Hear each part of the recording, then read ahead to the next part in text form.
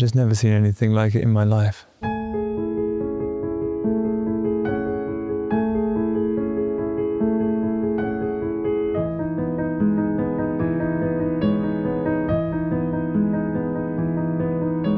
Every year, a true miracle is taking place in the fairy tale forests of central Mexico, and it's pretty emotional to witness. Millions upon millions of monarch butterflies fly together for thousands of miles to reach this place, completing one of the most spectacular migrations in nature.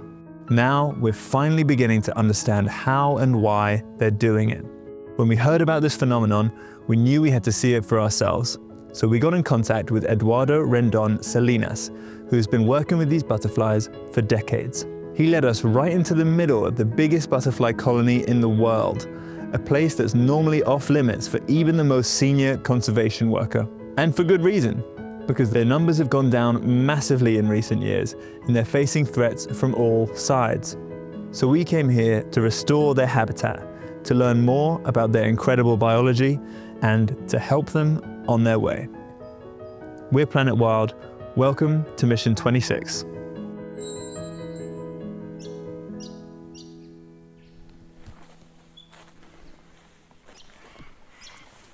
And so right now, I'm in the middle of a beautiful forest in Mexico. And apart from being insanely beautiful, it feels like a pretty normal forest. I can hear the birds chirping in the trees, a few insects buzzing around, but it's not normal.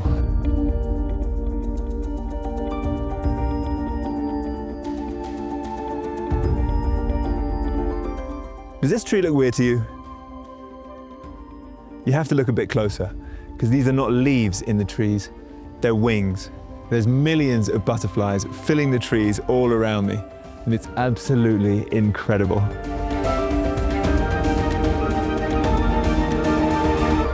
Right here in central Mexico is the winter home of the monarch butterflies. Tens of millions of them gathered together in huge colonies, packed as tight as they can, clinging to these fir trees. The first time when I saw the colony was in October of 1993, and my life changed. Eduardo is the head of WWF Mexico's Monarch Butterfly program. He's been working with these butterflies for more than 30 years now.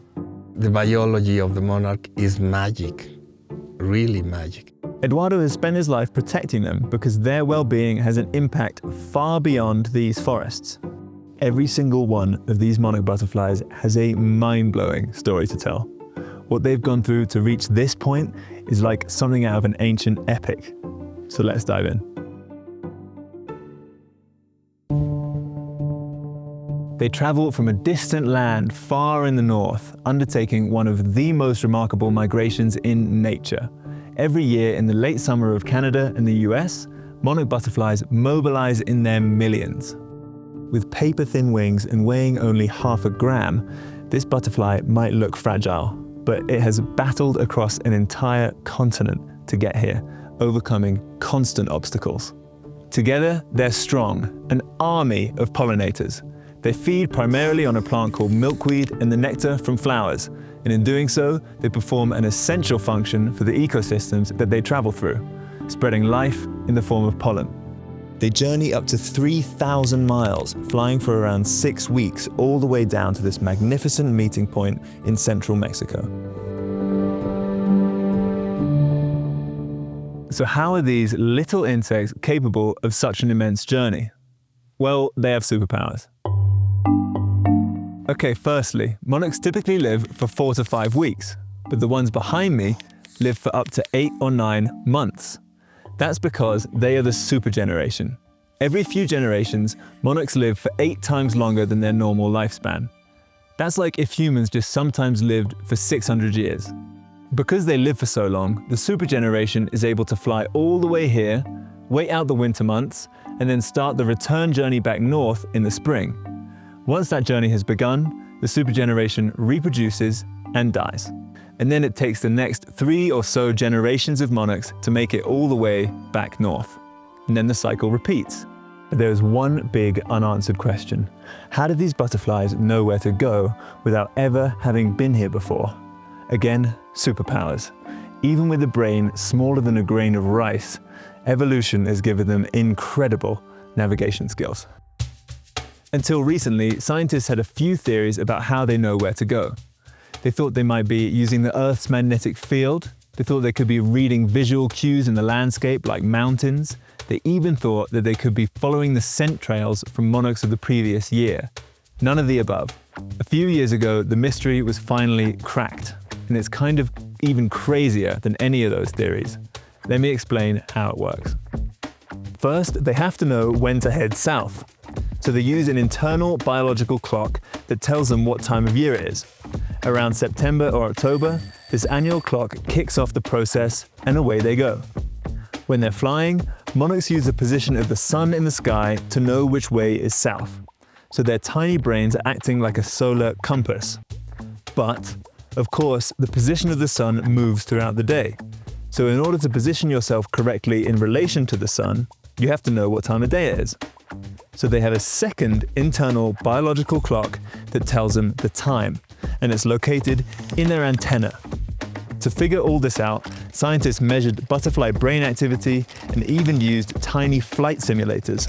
I promise this is real. So with their sophisticated techniques, the monarchs find their way to these forests every single time. But why here? Well, in the winter months, it's too cold up north, and they need just the right temperature and humidity to survive. These kind of forests are like an umbrella to them. The forests protect the monarchs. The forests give the monarch the particular microclimate to be well during the winter. Still, they are super sensitive, so even within the forest, it can get too cold for a butterfly who chooses the wrong spot. But Eduardo has a special trick to warm them up. They need a very small help, and they can do it. Wow.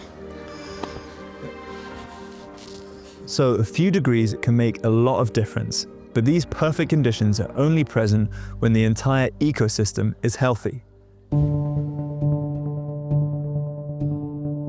Right now, we're losing forest. Where I'm sitting was cut because the trees were diseased. And they're diseased because climate change and unpredictable weather destabilized the ecosystem and made it easier for pests and diseases to come in. We're also losing forest because of illegal logging. This business is run by cartels, so we just can't show you where that's taking place because it would be too dangerous to go there. Also for Eduardo and his team. On top of that, the butterflies face the impact of climate change, the use of herbicides and pesticides along their migratory path, just to name a few of the threats that they face. I know it sounds like a lot, and it's easy to lose hope, and we're not going to pretend like we can solve all of these problems, but we have to start somewhere. And where we can start is by rebuilding these forests.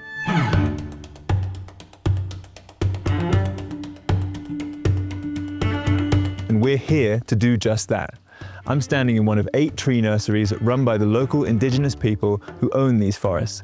The Planet World community is partnering with WWF Mexico to restore 180 hectares of priority monarch forests. So that's not just planting a couple of trees, that's 180,000 trees. And we're not stopping there. Our friends at Ecosia are joining us in this mission and doubling the funding for butterfly forest restoration. That means a total of 360,000 new trees here in central Mexico.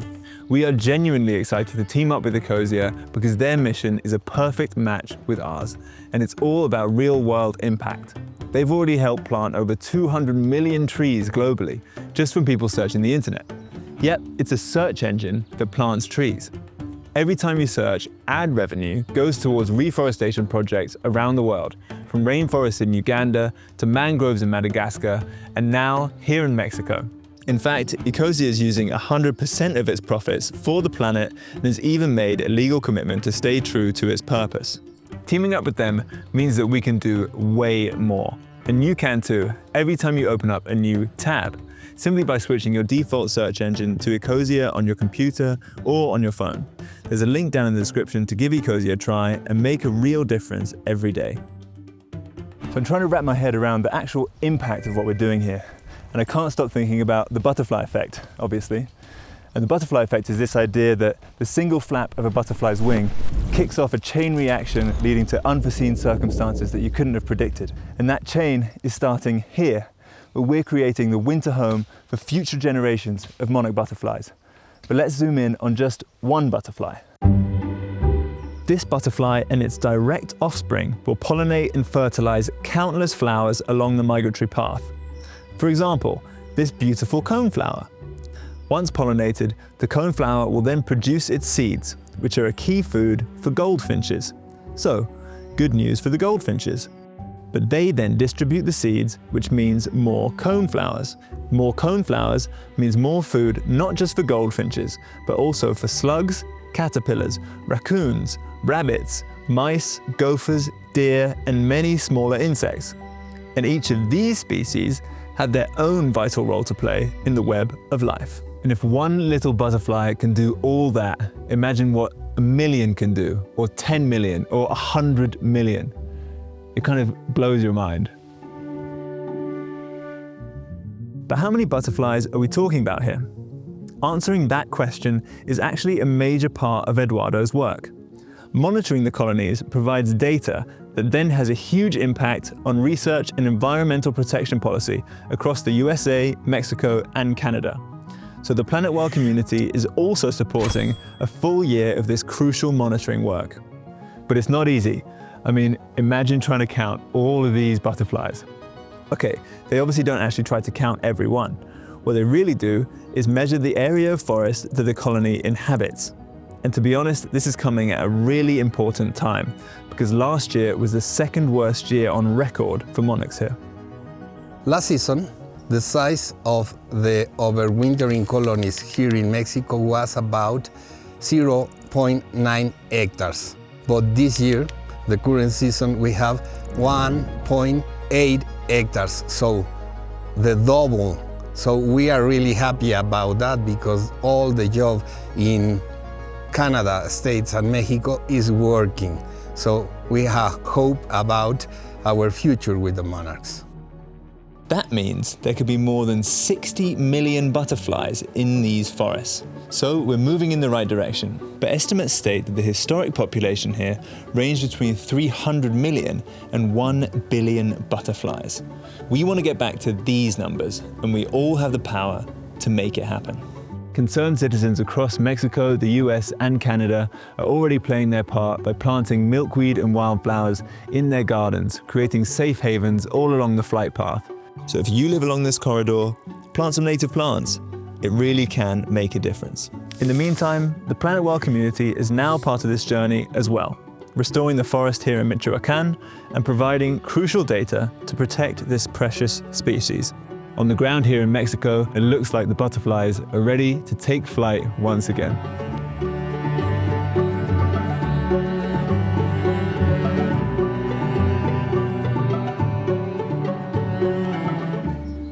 So if you want to do something for nature and you don't live in the butterfly flight path, become a member of Planet Wild. Every month, we go on a mission to bring back an endangered species. It's the cutest bird I've ever seen. To clean up our oceans. Seriously impressive. And to rewild entire landscapes. Can we take a break now? And it's all community funded.